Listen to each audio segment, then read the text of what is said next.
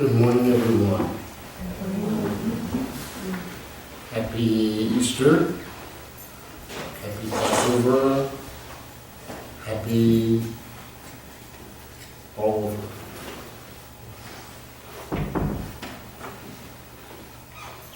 So, continuing in the sequence of our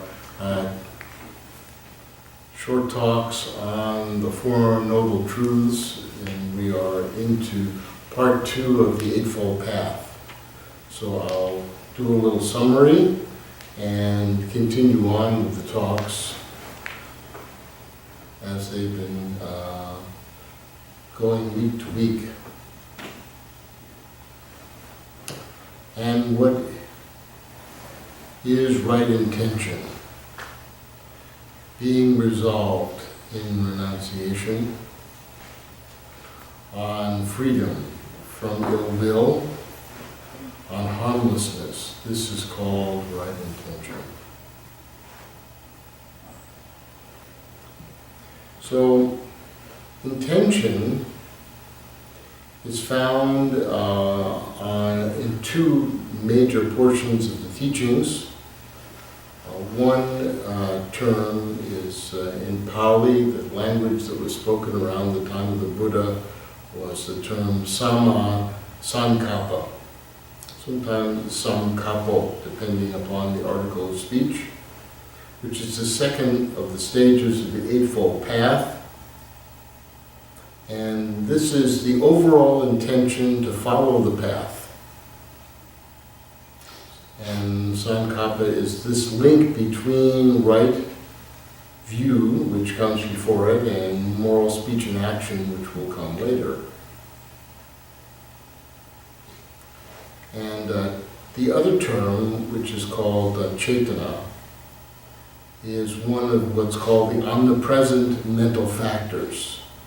It's this moment-to-moment intention connecting the mind to our speech and our action. And it's the link between contacting an object and finding one's attention on that object. So for example, if you have an overall intention to do well at your job, whether you're at school or working, you say, I'm going to do a good job, and to get good grades, good review. But then you go to your job or to school and your mind is wandering and not very focused on doing a good job. This means that your sankappa, your overall intention, and your cetana, your moment-to-moment intention, are not lined up with each other very well.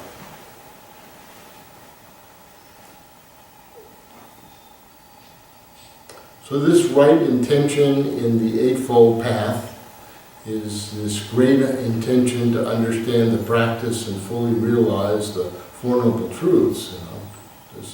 What are the Four Noble Truths?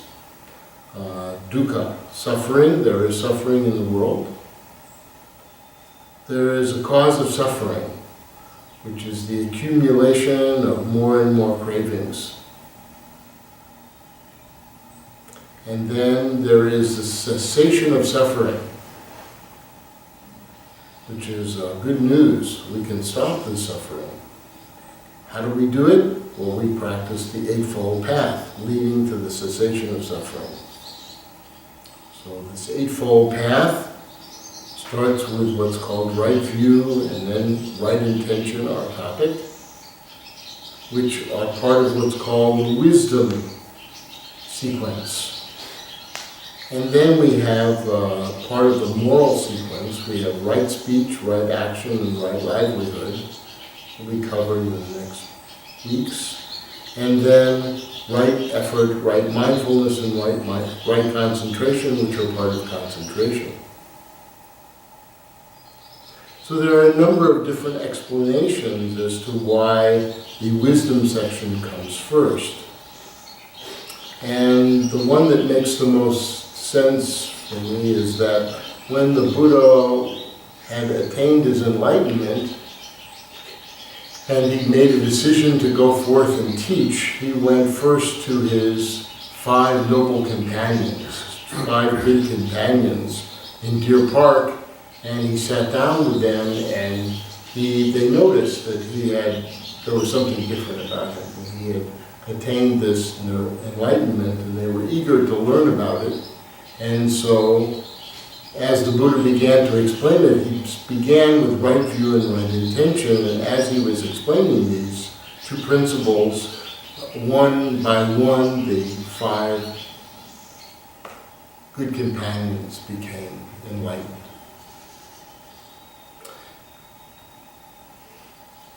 Those companions the Buddha knew, because he had spent 6 years with them, already had mastered the good moral conduct and the levels of high concentration. All they needed was the last piece, the wisdom piece.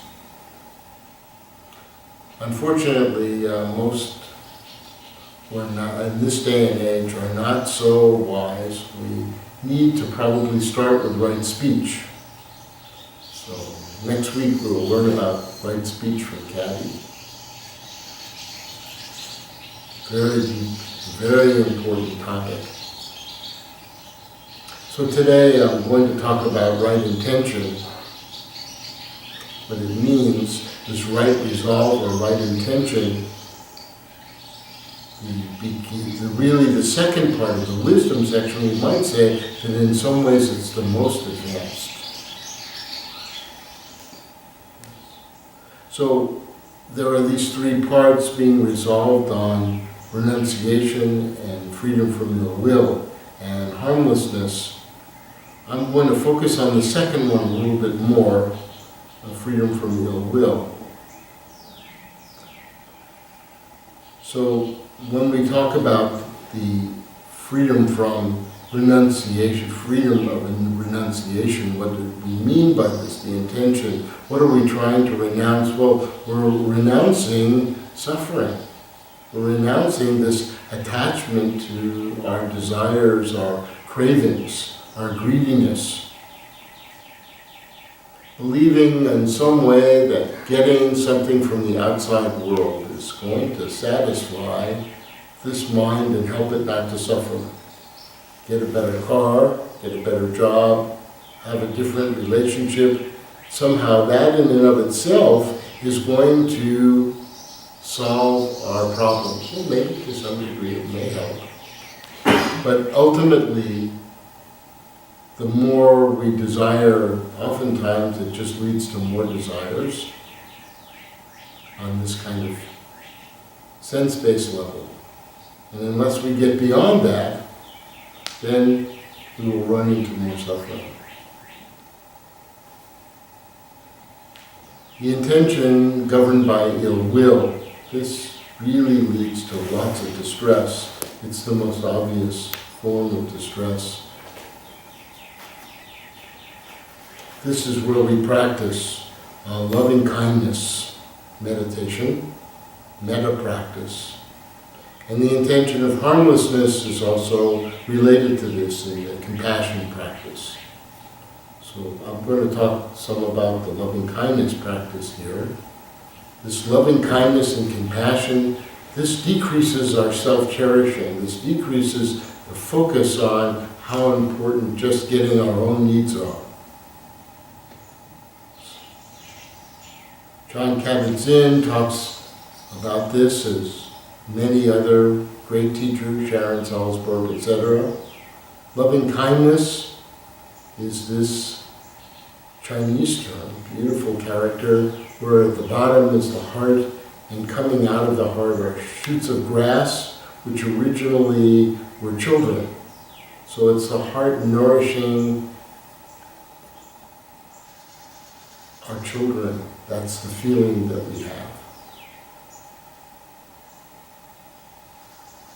toward all beings. Compassion is the wish for others not to suffer. So the character here is a picture of 2 hands going in opposite directions, but they're brought together by the heart. Compassion. So John Kabat-Zinn talks about how when we enter into this mindful attitude of being loving and kind, we're non-judging, we learn how to be a good observer. We have a lot of patience. Whenever we do something, we let go of whether or not we're expert or we know a lot. We just always approach it with a humble beginner's mind. And we have trust in ourselves and in the practice so that we don't have so much doubt that continues to cause the mind to go round and round in wandering. Even though we have an intention to progress in our moment-to-moment experience, we don't strive so much. We're not so fixed on being competitive.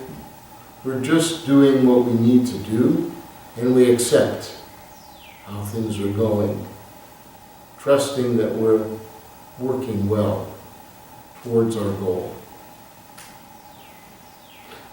We practice more acceptance, accepting even how it is that the mind wanders, and then just bringing it back.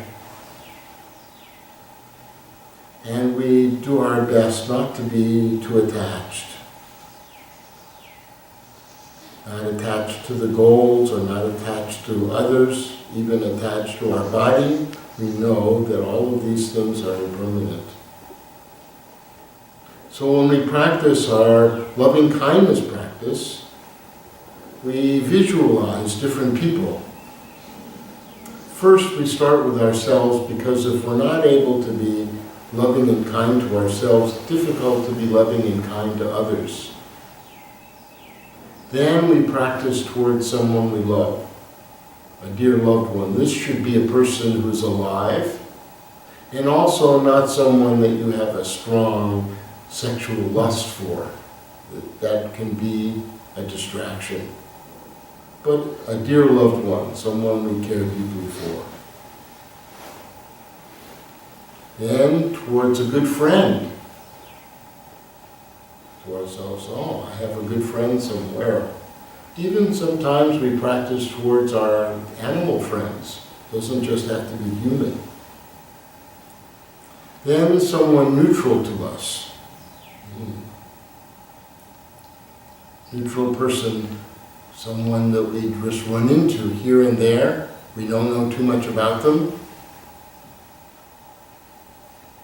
And then a difficult person, someone who has made us suffer. Usually then we go to all beings everywhere, but I have some difficulty with all beings everywhere, so I always think that I'm leaving someone out. So I do a group of people somewhere in the world first. They're usually interrelated to each other in terms of maybe there are people who are suffering in Syria or other places in the world, people who have a certain disease like diabetes or something like that, focus on them. But it doesn't have to be a group that's suffering. Sometimes I even practice in my mind sending loving kindness to the Cardinal baseball team. And right now they are suffering. And then all beings everywhere. So this is not always so easy, and there are different ways in which I sometimes will practice this. Different people practice it, all beings everywhere in different ways. Usually I've been starting off with the insects and then going up to the birds and the lizards and the animals and then the humans all over the world. So how do we do this practice? We use one or more of various formulas. So the original formula, which was done in Pali, is actually not so easy for us to do because inside of the words there are different levels of meaning. So for example, the meaning for affliction goes into the understanding of the 3 poisons, or the 5 afflictions, or the 6 afflictions. You have many different types of lists of afflictions. So that sometimes is daunting for people who are just beginning this practice. Free from distress actually relates to the 5 aggregates. So this is a deeper practice and sometimes difficult for people in the West who want to practice loving kindness but may not be so well versed in all of the Buddhist meanings. So Sharon Salzberg, who a very good teacher, who went to Southeast Asia and studied in the traditions in Thailand and Burma back in the early 70s, I believe, brought this teaching back along with Jack Kornfield and Joseph Goldstein and that group of people who became involved in what's now known as Insight Meditation Society, Barre, Massachusetts, and at Spirit Rock. They use this very simple formula: may I be safe, may I be happy, may I be healthy, may I live with ease. Very simple, basic practice that we send this to first to ourselves, and may my dear loved one be safe, may my good friend be safe. So we go through the entire sequence. Here at Mabo we have a practice that I like very much that's very easy to understand. You don't need a lexicon of Buddhist terms. May I be free from anger and hatred. May I be free from greed and selfishness. May I be free from fears and anxiety. May I be free from all pain and suffering. May I be free from ignorance and delusion. May I be free from all negative states of mind. May I be peaceful and happy. May I be free from all bondages. May I experience the abiding peace within. This is a very beautiful practice. We will be reciting it later. Or you can do a shorter version and just end with may I live peacefully. Any of these versions work out very well, that lead us to the right intention of wanting to really develop and cultivate our loving kindness. It's as if, in a way, we've been practicing mindfulness enough that the mind is somewhat calm, and then we've been working on it like working on a garden. We've taken the rocks and the weeds out, and now we have this nice plot of land. We would like to grow something there. So what do we want to cultivate? Well, first plant some seeds of loving kindness. This is very helpful.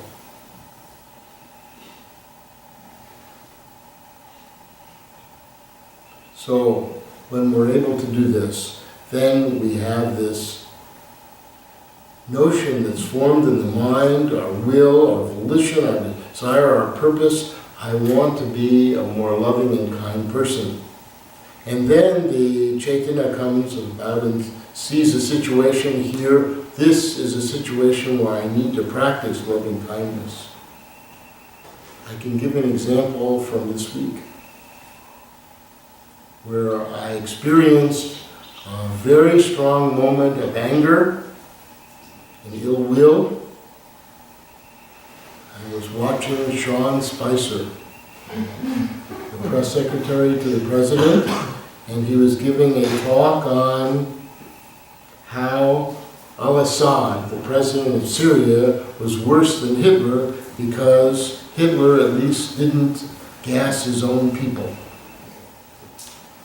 Well, being Jewish, this was of great concern to me. It was actually on the first day of Passover that he did this, and also on the day that one of the concentration camps, Buchenwald, had been liberated. I know that day because our uncle, Marvin Goldenberg, may he rest in peace, or Shalom, was in a tank that broke through the gates of Buchenwald on this day and liberated the people. And when he got out of the tank, one of the gaunt survivors of the concentration camp, one of the few who had survived the gassing, came up to him and took out of his rags another rag, and it had something wrapped inside, and he showed it to him, and it was a gold ring that he had made himself in secret, and on the top was the Pure Star of David. He said in Yiddish to our uncle, if I had been caught with this, I would have been killed immediately. And he gave it to our uncle. We have it in our family. One day, maybe it will be at the Holocaust Museum here. So when I heard this from Sean Spicer, I wanted to jump up and scream at him. And then I realized I had taken a vow not to do that. So instead I closed my eyes and I visualized sending him 2 tickets to the Holocaust Museum for his education. Then I considered the possibility of sending him 2 tickets to the Auschwitz Memorial, but I didn't know if I had enough intentional capital in my mind to send it to him, so I stayed with the Holocaust Museum. And then my mind was calm, no longer had any ill will.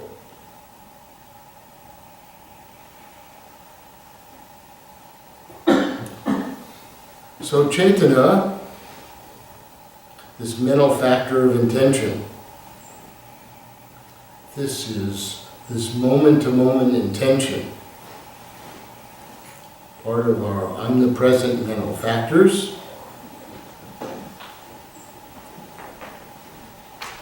It's commonly translated in the same terminology of volition or intention.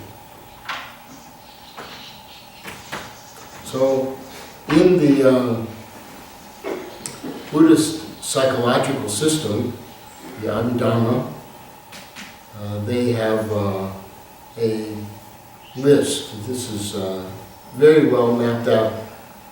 Most of the boxes here, these are from a teaching by Emily Sue in California, San Francisco. I'm very grateful to her for putting this part together. And I added all the parts, all the names. So there's what's called the omnipresent mental factors. These are factors that are in the mind all the time. So we have feeling, we have discrimination, thoughts that are in the mind, we have intention, we have contact, and we have attention. So these are very important factors that are in the mind.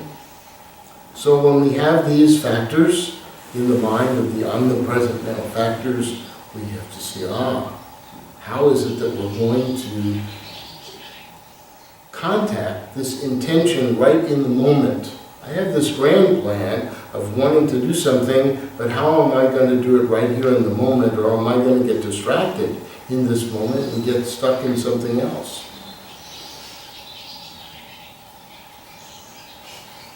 So, in the Chaitanya Sutta, what one intends, what one arranges, and what one obsesses about or thinks repeatedly about, this is the support for stationing of consciousness. So our consciousness, what we're doing, the flow from one moment to the other, is based on this. Bhikkhu Bodhi, who was here in St. Louis not so long ago, in October, said that Chaitanya is the mental factor that is concerned with the actualization of the goal. That is, the cognitive or volitional aspect of cognition. It's called volition. And volition is the most significant mental factor in generating our karma, or karma. And since it is volition that determines the ethical quality of the action. What is it our intention to do then ends up as an action, and that generates our karma. So in some of the other traditions, in Tibetan tradition, they say intention is the mental factor that moves and directs the mind that accompanies its objects.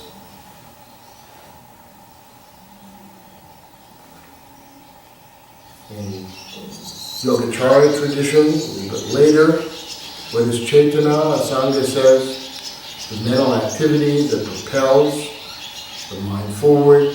It has the function of making the mind settle on what is positive, negative, or intermediate.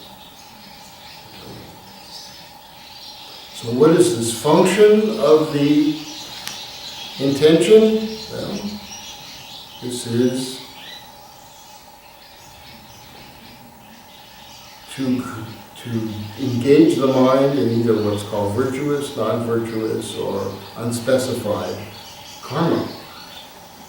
If our intention is virtuous, then we hopefully will be able to create a virtuous karma. If our intention is non-virtuous, we create a non-virtuous karma. And if our intention is neutral, then we create a neutral karma. So ultimately, all of our happiness and unhappiness is related to these intentions. So the Buddha said in the suttas, he said, intention, I tell you, is karma, or karma. Intending, one does karma by way of the body, speech, and mind, intellect. So the word karma, or karma, is actually a very beautiful picture of a tree in full foliage. The deeds of a person, the affairs upon which his or her ability, and what one acquires by these doings. Most importantly, a spiritual merits by helping others. So there are different classes of this kind of intention which relate to the six senses of the eye, ear, nose, tongue, body, and mind. As it said in the Chaitanya Sutta, monks' intention for forms is inconstant or impermanent, changeable, alterable. Intention for sounds, smells, tastes, tactile sensations, even in the mind, these ideas are always changing. They're always impermanent. So then there are these two types of actions that take place as a result. One, mental actions, what we think about, and then what we do with our speech and our body, which are motivated by the mental factors. So we can summarize and say, okay, intention functions to move the mind to its object, and all karma that sentient beings create depend to some degree on our intentions, and intention itself is a mental action and the cause for body and speech actions.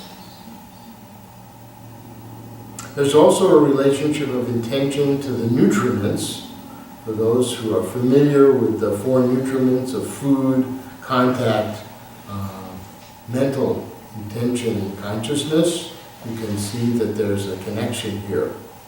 That what it is that we're thinking about, our intentions in our mind, very important, because those mental intentions, when reinforced over and over, can possibly lead to either virtuous or non-virtuous behaviors.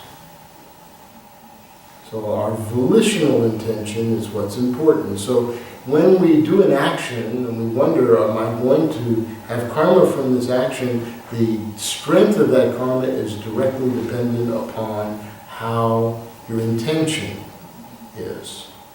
So if you do something that ends up hurting someone, and you do it intentionally, you say, oh, I'm going to hurt this person.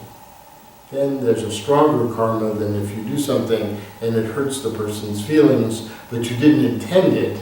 Well, some of that lack of intention may be related to skillfulness. There's a lack of skillfulness, so you said you did something that hurt their feelings. Still, there may be some karma related to that, but it was certainly not going to be as strong as the karma related to an intentional desire to cause them trouble. So as you gain more mindfulness and more skillfulness, then when you act, there's a greater chance that your intention will match what it is that will be the result. So there are these three stages of intentional thought. One is called assessing what's going on, the event, then the decision making, and then the initiation of the action. So the skillfulness is related to these three stages. So when we initiate the action, we need to have already had the correct observation that will help us. So for example, if we're looking at our behavior and our actions, we need to remember that we inherit the results of our actions in body, speech, and mind. Our actions are the ground on which we stand. This is a very valuable teaching from the 5 remembrances that we will recite here a little bit later, I believe. On universal well-being, when we reflect on that, we can say, when we act upon intention, all beings are the owners of their action and inherit its results. Their future is born from such action, companion to such action, and its results will be their home. All actions with intention, be they skillful or harmful, of such acts they will be their heirs. So this is also something that we recite here to remind us of the importance of our intentions. So one of the intentional things that we do at the end of our talk is to dedicate a little of our merit, or all of our merit if we can. May all beings have happiness and the causes of happiness. May all beings be free from suffering and the causes of suffering. May all beings never be separated from the altruistic joy which is free from suffering. And may all beings dwell in the great equanimity which is free from attachment, aversion, and ignorance.